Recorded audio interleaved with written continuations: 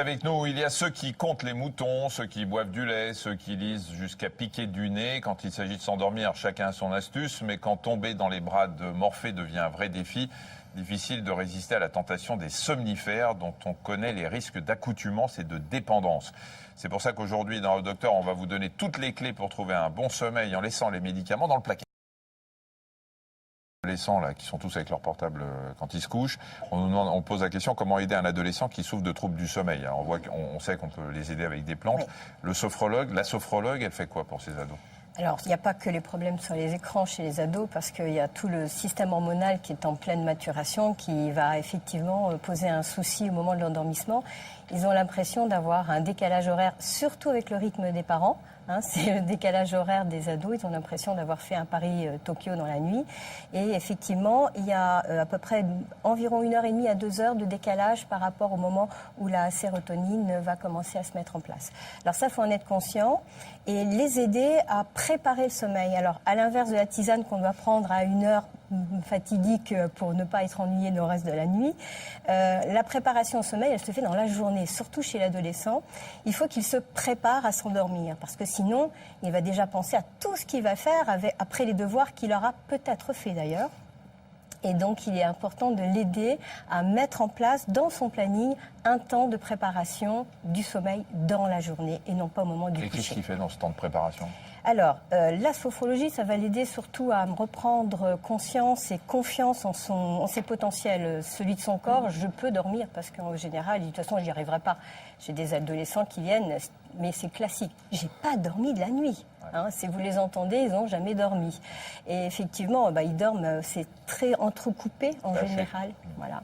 Il y a des réveils parce que justement, l'écran aussi est souvent le nouveau doudou sous l'oreiller.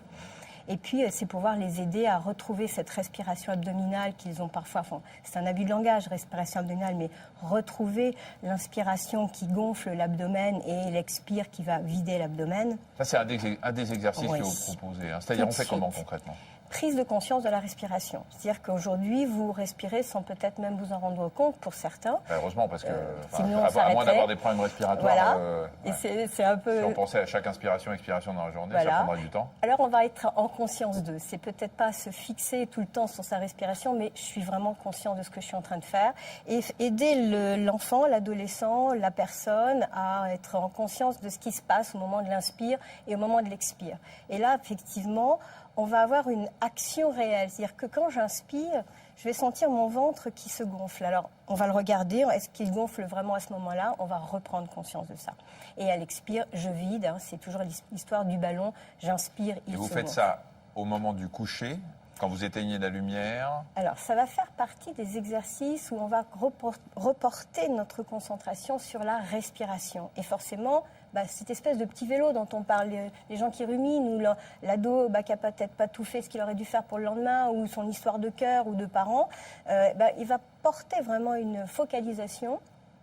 Et cette respiration va vraiment mettre un point d'orgue à retrouver le calme assez rapidement. Ensuite, il y a d'autres exercices qui vont lui permettre d'activer. On va en parler.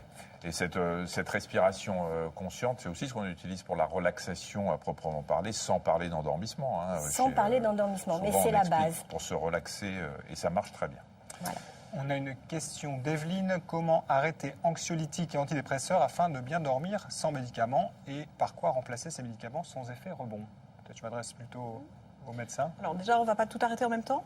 On va commencer peut-être par arrêter un médicament, on va voir comment ça se passe et ensuite on s'attaquera au suivant parce que souvent les gens veulent faire des sevrages trop rapides et là ça se passe mal. Alors on a justement la valériane dont on parlait qui peut accompagner un sevrage. Donc on peut monter en puissance avec des plantes et puis diminuer progressivement par exemple la benzodiazépine, l'anxiolytique.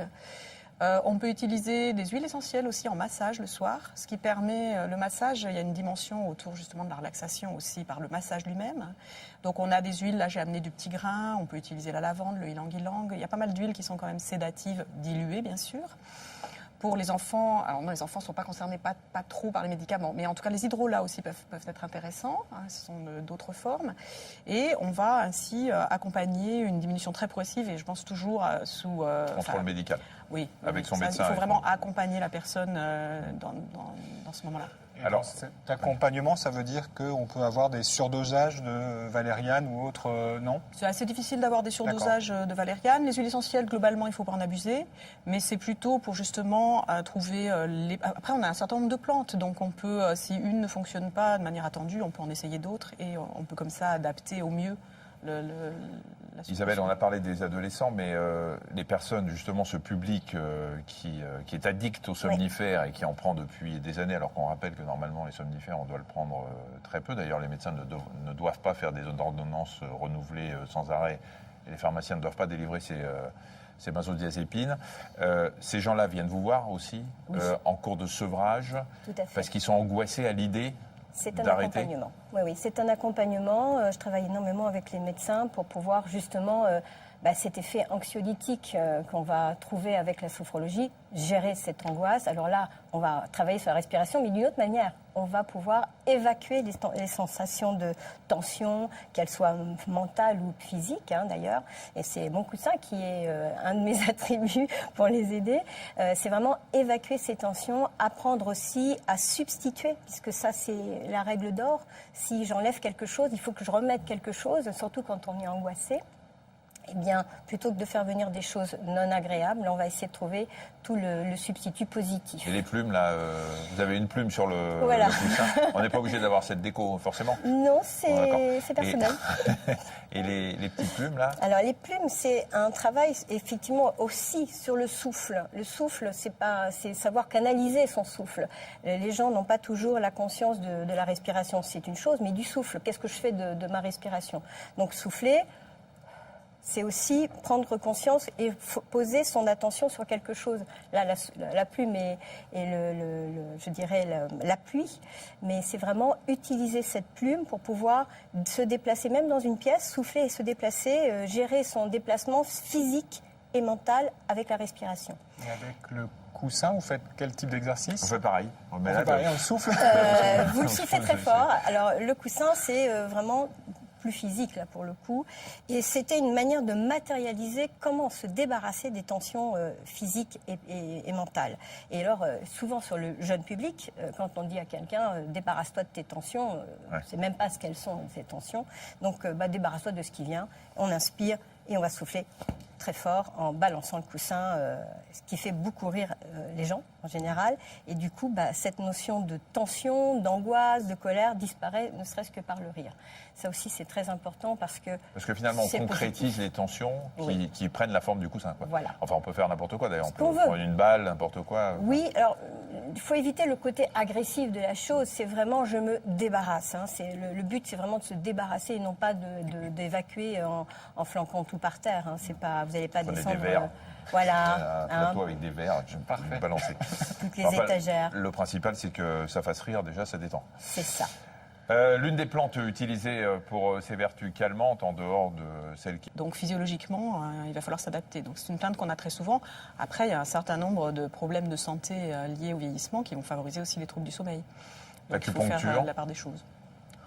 L'acupuncture est intéressante. Je pense qu'on est dans toutes ces thérapies qui vont induire une relaxation par des moyens non médicamenteux. Travailler avec les acupuncteurs aussi? Je travaille avec les acupuncteurs, mais il y a aussi la cohérence cardiaque que vous pouvez. La cohérence cardiaque que vous pouvez utiliser. Vous pouvez expliquer ce que La c'est? cohérence La cardiaque. cohérence cardiaque. Alors, la cohérence cardiaque, c'est pas mon domaine. Moi, je suis sophrologue, mais vous avez des applications. Vous avez peut-être certainement vu des enfants qui suivent cette petite bulle qui monte et qui descend pour aller rythmer la respiration sur le rythme cardiaque et retrouver un apaisement. On retrouve toujours la même chose, focalisation, attention, respiration, qui sont des... D'accord, c'est une prise de conscience de sa respiration Voilà. à travers quelque chose de ludique. Voilà, exactement, toujours ce Ça même va plus principe. loin que ça parce Ça qu'on va. a des études qui montrent Oui. que les taux de cortisol diminuent pendant plusieurs heures après des exercices de cohérence cardiaque. Cortisol, c'est la cortisone naturellement Voilà, sécrétée par qui est quand même une hormone l'organisme. du stress. Donc les gens ont un réel effet de détente physique derrière des exercices de C'est-à-dire cohérence qu'ils respirent, cardiaque. on voit, enfin, j'ai pas vu les applis, mais il y a la bulle qui monte Oui. et on essaie de respirer comme ça. Vous connaissez, Régis, Ouais, apparemment? absolument. Vous faites ça? Non, j'en fais jamais. Mais Vous êtes je cohérent sais que ça- cardiaque? Et après, on peut mettre ça sur son téléphone et regarder Voilà. ça le soir avec des lunettes qui filtrent la lumière bleue. Ah, mais je crois qu'il y a des réglages à faire qu'on peut faire Et il y a des maintenant réglages, sur, on peut faut télécharger. mettre sur nuit. Il y a et- des applis ouais. spécifiques. De très bons résultats. On trouve facilement des sophrologues en France. On trouve facilement des sophrologues en France. Maintenant, il faut trouver le sophrologue qui vous convienne, parce que c'est comme le médecin, c'est comme toute thérapeute, il faut que vous soyez bien avec cette personne. Après, chaque sophrologue peut avoir aussi des spécialités, le sommeil, l'enfant, les problèmes, le sport, voilà. Donc, Pour ces problèmes de sommeil, si je vais voir un sophrologue, je m'engage sur plusieurs séances ou 2-3 suffisent avec effectivement l'apprentissage d'exercices? alors, Vous avez 4,50 forfait. Même si vous dormez bien après, vous êtes obligé d'y aller. je vais rejoindre Madame Mercan, le docteur Mercan, en disant simplement tout dépend de l'origine. C'est quelque chose d'accidentel, vous avez un examen dans quelques temps, quelque chose d'important, effectivement il y a des troubles du sommeil. Si c'est quelque chose qui est installé depuis un certain temps, il n'y a pas de miracle, il va falloir quand même un petit peu de temps et peut-être plus apprendre à gérer l'anxiété de la journée. Donc la programmation, on en parlait, elle n'est pas que celle de l'endormissement ou de la nuit, mais elle est aussi de bien préparer sa journée parce qu'il y a énormément de personnes qui n'arrivent plus à s'endormir pensant que le lendemain, ils ne seront pas efficaces. Donc c'est le cercle vicieux et la sophrologie va permettre vraiment cette aide à passer une bonne journée. Et on rappelle qu'un lit, c'est fait pour dormir, enfin entre autres, mais qu'il ne faut pas y passer.